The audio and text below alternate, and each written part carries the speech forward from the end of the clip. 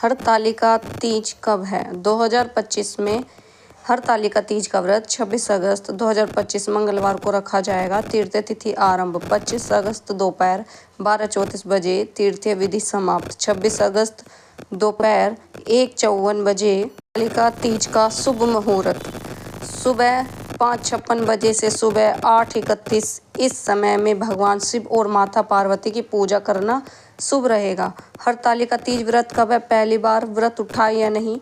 2025 में हरतालिका तीज व्रत 26 अगस्त दिन मंगलवार को धारण किया जाएगा। 2025 में ये व्रत पहली बार उठा सकती हैं। बहनें मायके ससुराल दोनों जगह से ये व्रत उठा सकती हैं। पहली बार व्रत में मायके की सभी सामग्री का प्रयोग करना चाहिए। यह व्रत अखंड सौभाग्य तथा पति की दीर्घ आयु के सुहागन महिलाएं धारण करती है।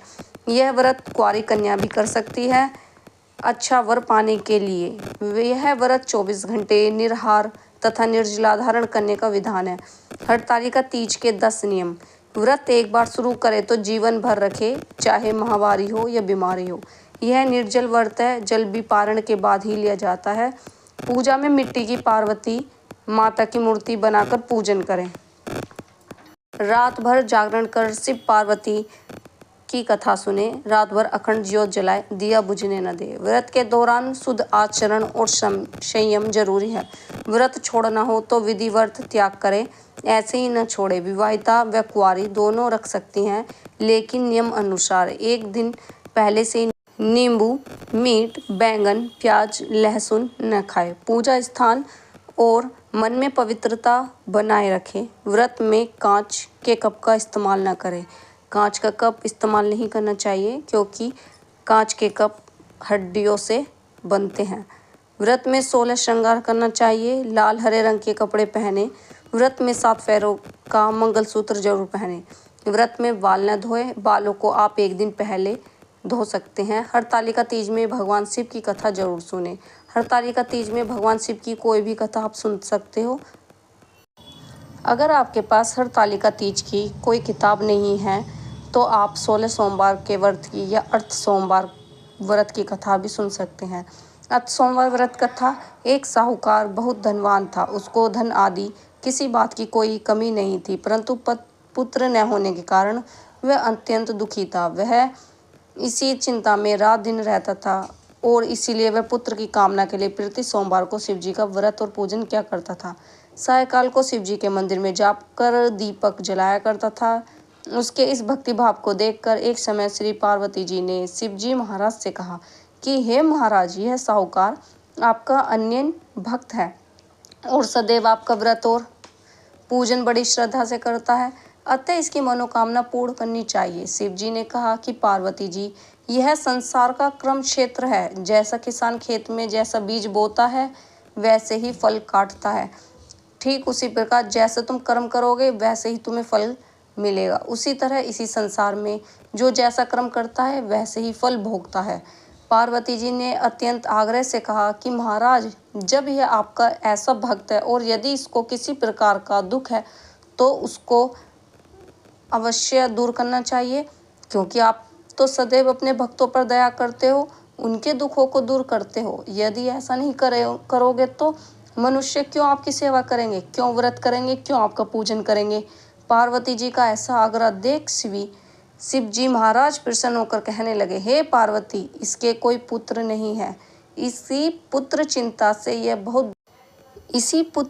में यह बहुत दुखी रहता। इसके भाग्य में पुत्र न होने पर भी मैं इसको पुत्र की प्राप्ति का वर देता हूँ, परंतु वह पुत्र केवल 12 वर्ष तक ही जीवित रहेगा।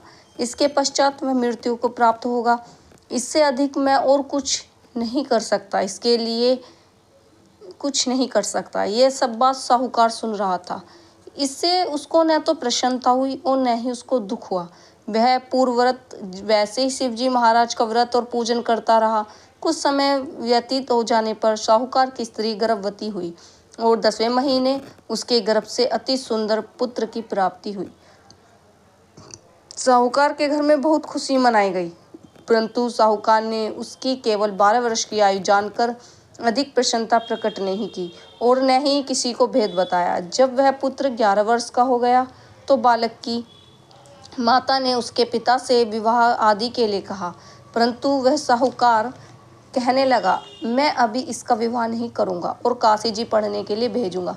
फिर उस साहूकार ने अपने साले अर्थात बालक के मामा को बुलाकर उसको बहुत सा धन देकर कहा, तुम इसी बालक को काशी जी पढ़ने के लिए ले जाओ और रास्ते में जिस जगह भी जाओ वहाँ यज्ञ तथा दान ब्राह्मणों को भोजन कराते जाओ।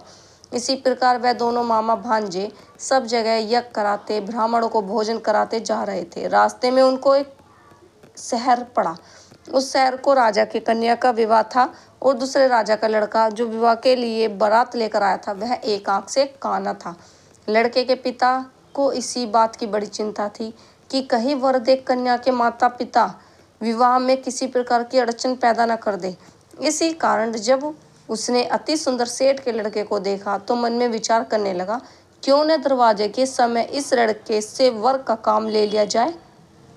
ऐसा विचार कर राजा ने उसके लड़के और उसके मामा से कहा तो वह राजी हो गए और साहूकार के लड़के को स्नान आदि करा, वर के कपड़े पहना, घोड़ी पर चढ़ा, दरवाजे पर ले गए और बड़ी शांति से सब कार्य हो गए।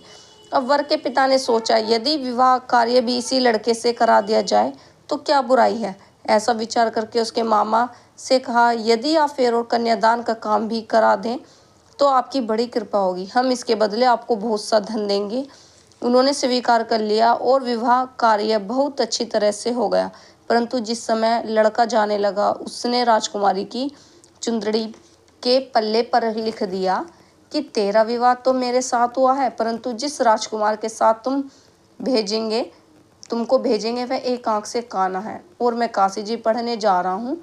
उस राजकुमारी ने जब अपनी चुंदड़ी पर ऐसा लिखा पाया तो उसने राजकुमार के साथ जाने से इनकार कर दिया कि यह मेरा पति नहीं है, मेरा विवाह इसके साथ नहीं हुआ, वह तो काशी जी पढ़ने गया है। कन्या के माता पिता ने अपनी कन्या को विदा नहीं किया और बारात वापस चली गई। उधर सेठ का लड़का और उसके मामा काशी जी पहुंच गए। वहां जाकर उन्होंने यज्ञ करना और लड़के ने पढ़ना शुरू कर दिया। जब लड़के की आयु 12 वर्ष की हो गई तब एक दिन उन्होंने यज्ञ रच रखा था कि उस लड़के ने अपने मामा से कहा, मामा जी आज मेरी तबीयत कुछ ठीक नहीं है। मामा जी ने कहा, अंदर जाके सो जाओ। लड़का अंदर जाके सो गया और थोड़ी देर में उसके प्राण निकल गए। जब उसके मामा ने आकर देखा कि वह तो मुर्दा पड़ा है तो उसको दुख हुआ। उसने सोचा कि अभी मैं रोना पीटना मचा दूंगा तो यज्ञ का कार्य अधूरा रह जाएगा। अतः उसने जल्दी से यज्ञ का कार्य समाप्त कर ब्राह्मणों के घर जाने के पश्चात रोना पीटना आरंभ कर दिया। संयोगवश उस समय शिवजी महाराज और पार्वती जी उधर से जा रहे थे। जब जोर जोर से रोने पीटने की आवाज़ सुनी तो पार्वती जी ने शिव जी को आग्रह करके उसके पास ले गई और सुंदर लड़के को मरा हुआ देखकर कहने लगी कि महाराज यह तो वही सेठ का लड़का है जो आपके वरदान से पैदा हुआ है। शिव जी ने कहा कि पार्वती जी इसकी आयु इतनी थी सो भोग चुका। पार्वती जी ने कहा कि महाराज कृपया करके इस बालक को आयु दो, नहीं तो इसके माता पिता तड़प तड़प कर मर जाएंगे।